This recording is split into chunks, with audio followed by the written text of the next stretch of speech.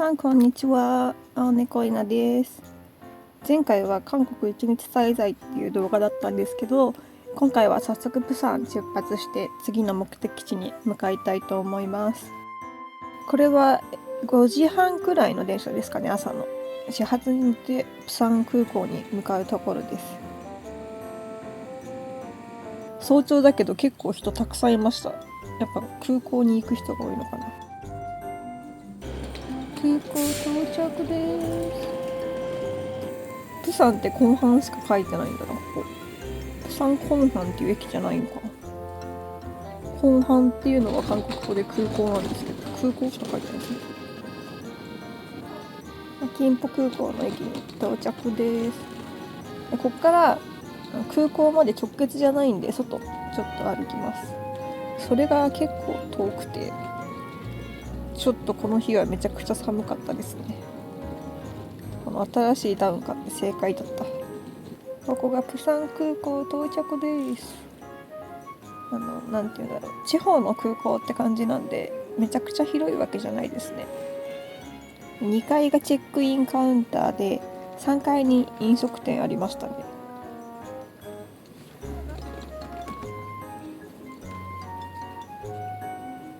そして今回乗るのはシンガポール航空です。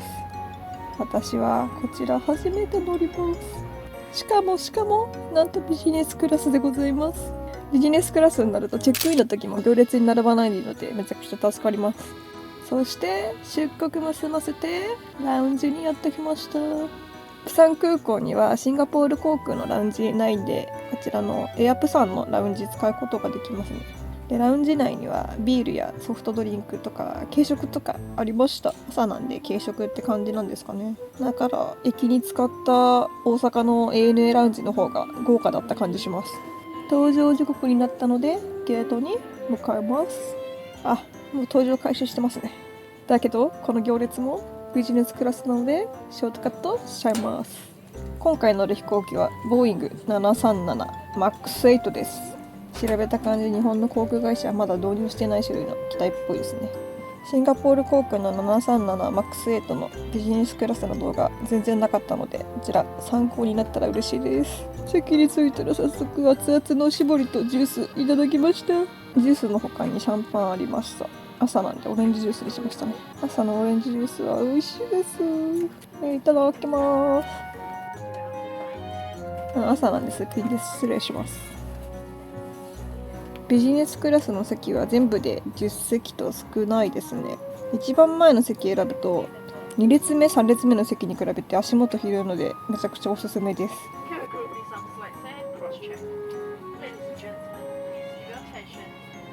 座席周りちょっと見ちゃいます。スリッパありました。あとポーチみたいなのあったんで、ポーチ中見てみたら結構いろいろ入ってて、パンハリガンっていうロンドンにあるブランドとコラボしてるみたいでした。ポーチの中身見てみます。まずフェイシャルミスト、リップバーム、ハンドクリームの3点入ってました。でなんか調べたところ、このポーチは6時間以上のフライトだともらえるそうです。で今回はシンガポールまでプサンから6時間45分でした。あと他にはブランケットありました。普通の飛行機だとブランケットくださいって言うんですけど、座席に最初から置いてあるのはもうめちゃくちゃ嬉しいです。ブランケットくださいっていうのがちょっとね恥ずかしいものでコミュ障。しかもこのブランケットの触り心地めちゃくちゃふわふわしてて良かったです。あとシートの横にはモニターのコントローラーありました。韓国は通るとき、飛行機乗るまでのとき、チャロアンデルムニダーってめちゃくちゃ言われて撮影ダメです。この外も映しちゃダメなのかもなんで、一応ある程度飛んでからの映像にします。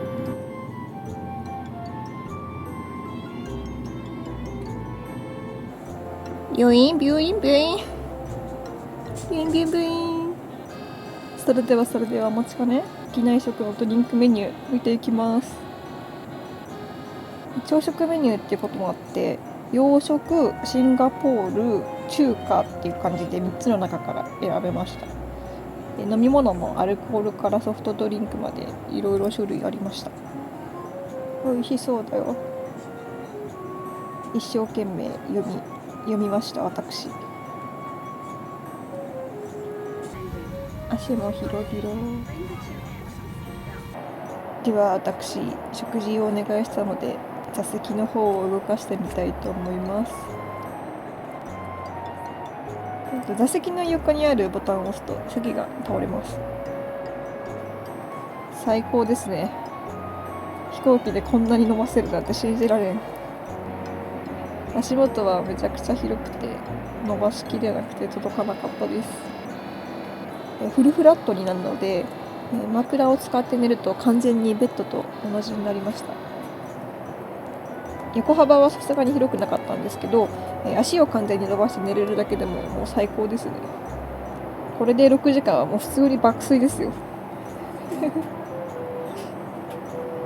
寝っ転がると顔面が顔面恥ずかしい、見ないで。さあ食事がやってきました。なので席を元に戻します。食事のメニュー悩んだんですけど結局友達も同じメニューになってしまいました。好きなものは好きなものをお互い食べましょうということで。ベイクドクレープとスクランブルエッグ、こちらチキンソーセージですね。で他2つが朝にしてはちょっと重そうなメニューだったんでこれにしました。友達も同意です。これめっちゃ美味しかったです。クレープに包まれたスクランブルエッグが甘じょっぱくてもうすごい食べやすかったです。でソーセージはチキンなのでジューシーというよりさっぱり食べやすい感じでした。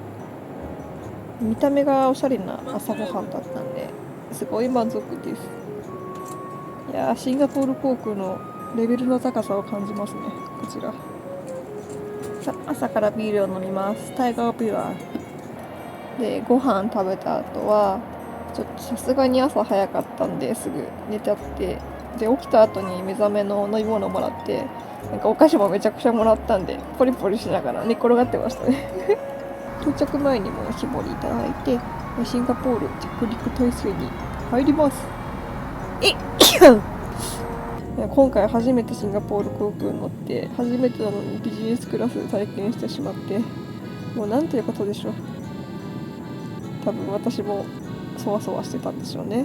で CA さんの方も私たちもそわそわしてたからか CA さんもこまめにこちらの様子を伺ってくれたりして機内食も美味しくてもう座席も最高でしたね。日本とシンガポール便だとこの機種運用されてないようなのでこの機会に乗れたのはもうとってもいい経験になりました。そして初めてのシンガポール上陸です。もう大満足のフライトでした。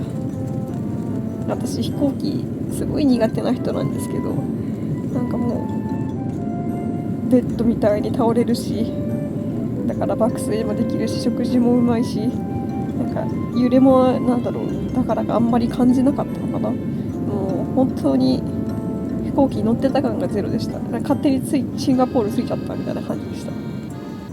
そして初めてのシンガポール上陸です。大満足のフライトでしたね。ありがとうございます。そしてこちらは多分乗ってきた飛行機ですでなんと今回シンガポール着いたはいいんですけれども、残念ながらシンガポールに滞在する予定はございません。次の目的地へ出発するフライトが4時間後くらいなんで急いで街に行って戻ってくるっていうより空港の中を散歩しようかなって感じです。さあでもなんと次もビジネスクラスに乗ります。次もビジネスクラスに乗るのでシンガポール航空のラウンジにも入れちゃいます。なので初めてのシンガポールなんですけど空港乗り継ぎ楽しみたいと思います。チャンギ空港の中とっても綺麗で、なんか床も心地のいいカーペットなんて言うんだろう、なんかふわふわしてる感じしました。なんか大きすぎて歩いてるだけでも次から次へと面白そうなものあるのでもう見てるだけで本当は飽きなかったです。招き猫だーくにゃんかわいい。でターミナル間歩いて移動できるんですけど、スカイトレインっていう乗り物も乗ってても移動はできます。お台場走ってるゆりかもめみたいな感じですかね。で無人の電車になってます。でターミナル2からターミナル3に行くスカイトレインに乗ると、空港併設のジュエルっていう建物を貫通してメインの滝間近で見ることができます。でジュエルには今いるターミナル3から歩いていけるので、ここから入っていきます。で入国審査は設置されている iPad に自分の情報を入力するだけなので大丈夫でした。あとサポートしてくれる方もいらっしゃったので、すごい簡単にできました。ありがとうございます。で入国したら長い連絡通路をひたすら歩いてジュエルを目指していきます。この通路から外の様子見れるんですけど、シンガポールかわいい街並みたくさんあるんだろうなって思ってたんで、次はちゃんと観光で来てみたいです乗り換えではなくて。そしてジュエルの中に来ました。すぐメインの滝の方を目指しちゃいました。いや間近で見ると迫力すごいですね。ちょっと写真頑張ったんですけど、もう難しかったです。納得のいく写真撮るのにはもう時間かかっちゃいました。その後はこの辺軽くぐるっと一周して終わっちゃいましたね。特にショッピングとかはしなかったです。また長い道を歩いてターミナル3に戻ります。でこのターミナル3の天井を含めて出発ロビー全体本当に綺麗でした。近未来を感じるみたいな感じですかね開放感もすごかったです。そして出国も一瞬で終わり、次にラウンジに向かいます。シンガポール航空のラウンジはターミナル2と3の方にあって、ターミナル3の方は最近リニューアルされたらしくて、行くならこっちがおすすめみたいでした。シルバークリスラウンジっていう名前みたいです。中に入ります。とっても広いです。すっげー綺麗。シルバークリスラウンジ、ようこそお越しくださいませ。入って右側にバーカウンターがあって、左側に行くとダイニングエリアっていう感じでした。食事は左側に揃ってるみたいです。まずは席を探します。かなり広いから満席とかの失敗はないんじゃないかなって思います。席も確保したので食事類を見ていきます。パン、お寿司、あと抹茶そばありました。食べなかったですけど。あと麺料理作ってくれるコーナーとか、ホット系はシンガポールらしく中華料理が多いなっていう印象でした。餃子とかシューマイとか美味しそうで。あと飲み物はビールだったりソフトドリンクだったり何でも揃ってるっていう印象でした。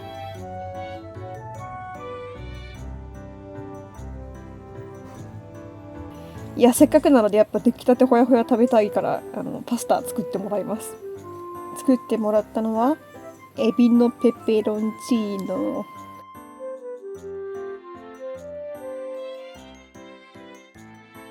あとグリーンカレーも作ってもらっちゃいました。あとシンガポール名物のラクサも作ってもらっちゃいましたいやもうごめんなさい、満喫しちゃってますどんだけ食うんだよお前っつっていや料理もどれもこれも美味しかったですね。特にペペロンチーノお店で食べてるみたいでも本当にクオリティ高かったです。でラクサは私よくカップラーメンで売ってるラクサがあるんですけど、なんかココナッツラクサみたいなやつが売ってて、でもそれ本当に好きでよく食べてて、初めて食べる本場のラクサだったんですけど、本場のものも美味しかったです。でラウンジで一息ついて、この後またスカイトレインに乗ってターミナル2に移動していきます。旅行だからね、食べないとっていう脳になる。その分ちゃんと動いてるからね。まあ。普段はこんな食べないけど、旅行だと食べないともったいない精神がね、やっぱ生まれちゃうから。ターミナル2についてからも10分弱歩いたかな。この航空めちゃくちゃ広いなって思いました。さあ次はどこに行くでしょうか。ドゥドゥ。次の目的地はバリ島でございます。バリ島に向かって飛行機に乗っていきます。この飛行機はボーイング787ダッシュ10っていう飛行機で、シンガポールまで乗ってきた飛行機とはサイズもちょっと違って、ビジネスクラスのシートも全く形状が違うものとなっています。座席は変わらず座りながら足伸ばせるし、フルフラットにもなるので長時間でも全然座ってられそうなシートです。というか座れますね、確実に。でドリンクメニューなんですけど、やっぱ先ほどの路線に比べて距離短いからかな、ドリンクの種類はちょっと少ないかなっていう感じでした。早速離陸です。離陸したら機内食が配られてきました。で今回の機内食はシンガポール初っていうことで、ブック・ザ・クックっていう機内食を事前にオーダーできるサービスがあって、そちらの方から選んでました。シンガポール初だと本当に選べるメニューめちゃくちゃあったんですよ。でたくさんありすぎてもう本当悩んで、その中から選んだのがシンガポールロティプラタっていう料理とシンガポールなしビリヤニっていうものを2人で選びました。2人ともこちらはインド料理でございます。でも味はもうどっちも美味しかったですね。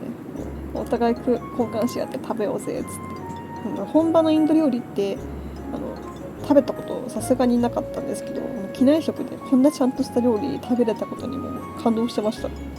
飛行時間が1時間50分くらいだったので、もうさすがに食べてうとうとしてたら到着っていう感じでした。もうあっという間です。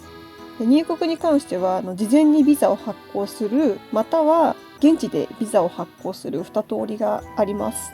で今回は現地でビザ発行しました。1人当たり5000円弱で発行できますね。で日本円対応してて、2人で1万円渡したらインドネシアルピーで300円ほどお釣りいただけました。あとは事前に税関申告書ネットで済ましておくだけで入国することもできるみたいです。というわけで思ってたよりはスムーズに入国できました。次回からはついにバリ島滞在の様子をお送りしたいと思います。初めてのバリ島、どんな映像になるかな。お楽しみに。